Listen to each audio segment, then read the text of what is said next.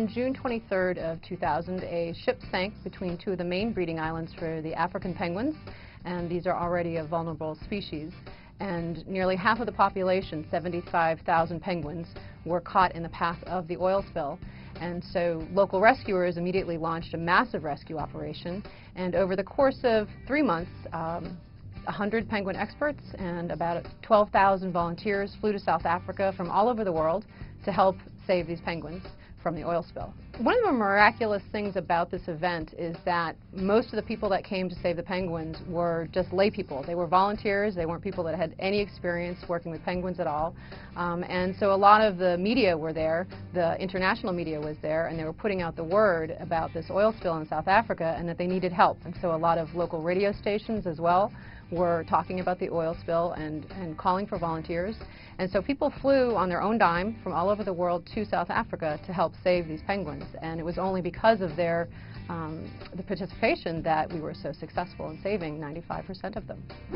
I was working at the New England Aquarium when the ship sank in the summer of 2000, and so we got a call in the penguin office and said, we have an emergency on our hands. We have 20,000 oiled penguins in a building, and we don't have anybody to manage the rescue effort and to manage these volunteers and to train them. So could you please come to South Africa as soon as possible?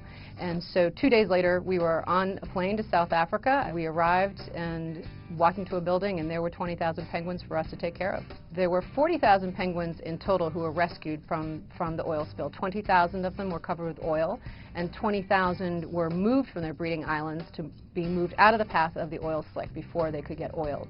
And then they were released 500 miles up the coast and swam back to Cape Town.